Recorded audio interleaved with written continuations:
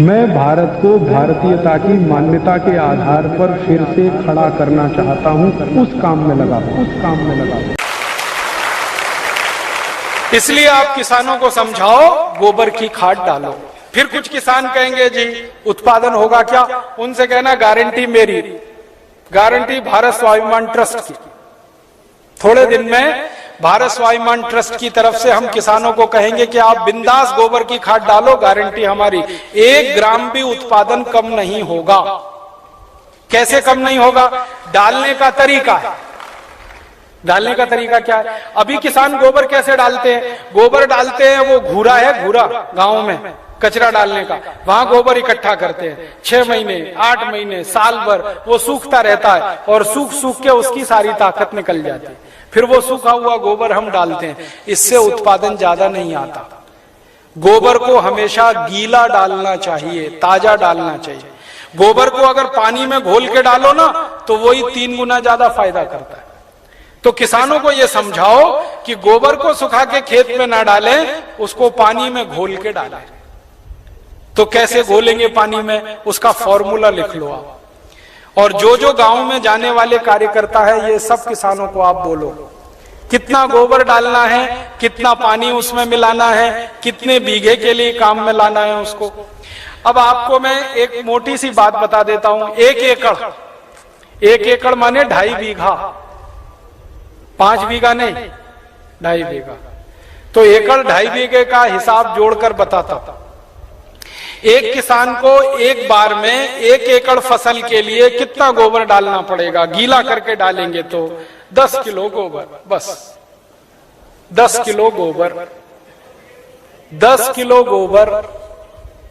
फिर से सुन लो, 10 किलो, ज्यादा नहीं बोल रहा हूं, 100 किलो नहीं, 10 किलो गोबर 1 एकड़ के लिए डालना। कैसे? लिख लो 10 किलो गोबर। फिर इसमें चाहिए 10 लीटर मूत्र। जिस जानवर का गोबर उसी का मूत्र। गाय का गोबर तो गाय का मूत्र, भैंस का गोबर तो भैंस का मूत्र, बैल का गोबर तो बैल का मूत्र।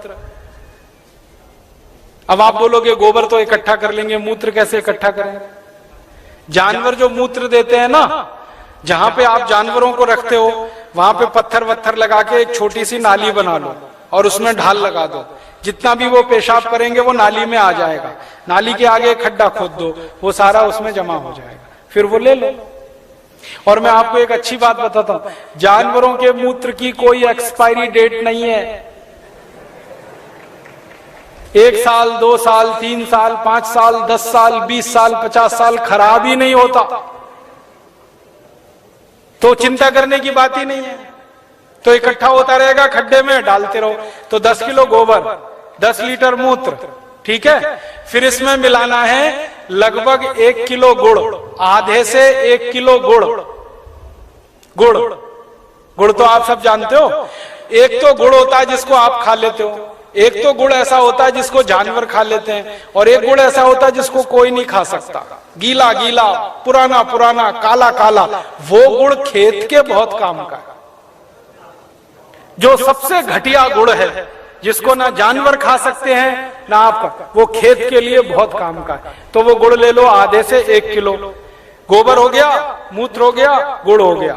अब इसमें लगभग 1 किलो डालना है दाल का आटा। दाल है ना, दाल, अरहर की दाल, मूंग की दाल, उड़द की दाल, चने की दाल, सोयाबीन की दाल, खेसारी की दाल, कोई भी दाल, 1 किलो उसका आटा। 4 चीजें हो गई, गोबर, गोमूत्र, गुड़, दाल का आटा। और इसमें डालनी है 1 मुट्ठी मिट्टी। 1 मुट्ठी में आधा किलो या 1.25 किलो तक मिट्टी आती है। मिट्टी कहां से लानी है? आपके खेत के आसपास अगर पीपल का कोई पेड़ है, बरगद का कोई पेड़ है, तो उसके नीचे से खोद लो मिट्टी। पीपल के पेड़ के नीचे की या बरगद के पेड़ के नीचे की? पीपल और बरगद के पेड़ के नीचे की ही मिट्टी क्यों खोदना?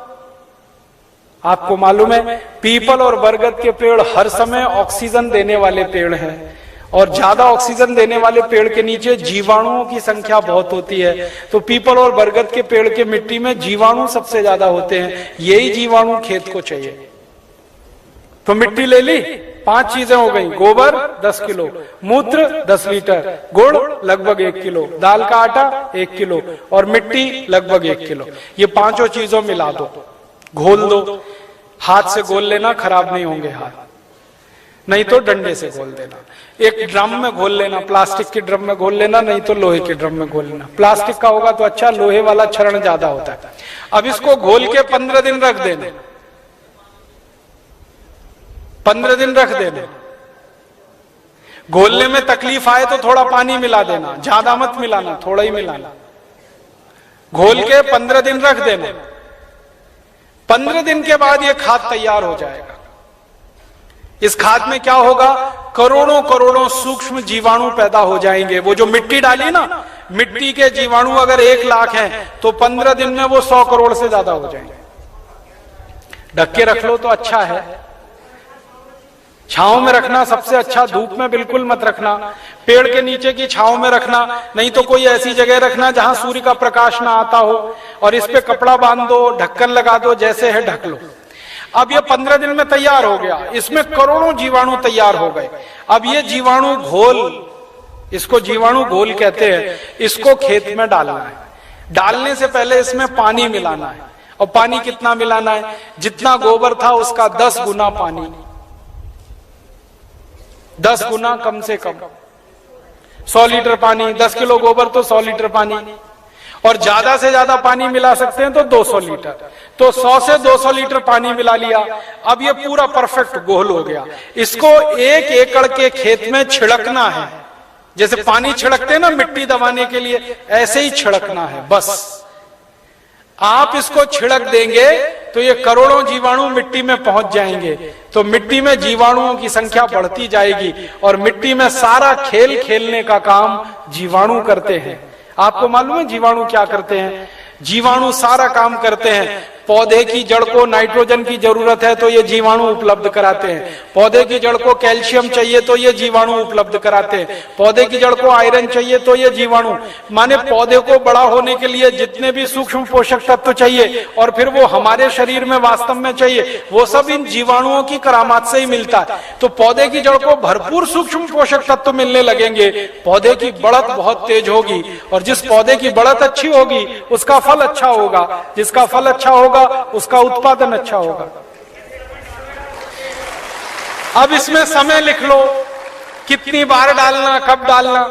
सबसे अच्छा तरीका यह होता है कि खेत को जब जोतने की तैयारी करें ना, जोतें, बीज डालने से पहले खेत जुताई होती है ना, खेत जुताई करते ही 1 दिन डाल दो। आज जुताई किया, कल डाल दो, जुताई करके डाल दो। ये पहली बार, ठीक है। फिर इसके डालने के 2-3 दिन बाद या 4 दिन बाद या 5 दिन बाद बुआई कर दो। है कितना डाल सकते हैं बताया ना, 1 एकड़ में जितना तैयार हुआ 200 लीटर वो। तो आपने इसको जोत के 1-2 दिन में डाल दिया, फिर बीज बो दो।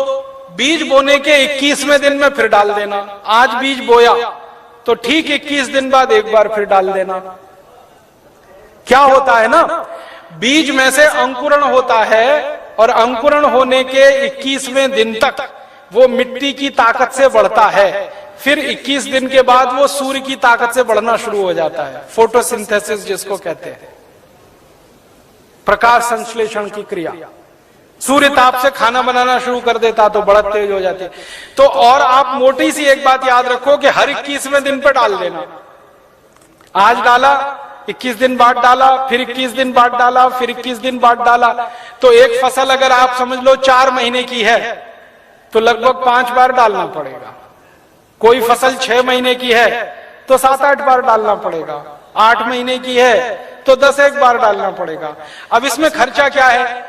जानवर अगर घर के हैं तो गोबर फोकट का, मूत्र फोकट का, गुड़ मैं कह रहा हूं सबसे सड़ा हुआ जिसको फेंक देते हैं वो भी फोकट में मिल जाएगा।